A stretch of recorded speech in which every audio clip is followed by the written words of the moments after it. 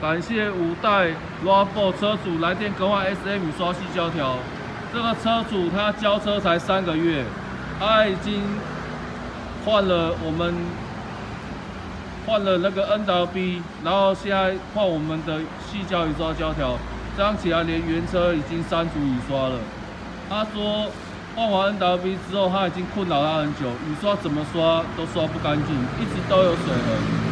那今天换了我们 SA 雨刷细胶条高阶版黑色，那现在刷起来的话，干净透明，白雾处理的现象很棒。那刷起来的话，也不会有像车主讲的有水痕的。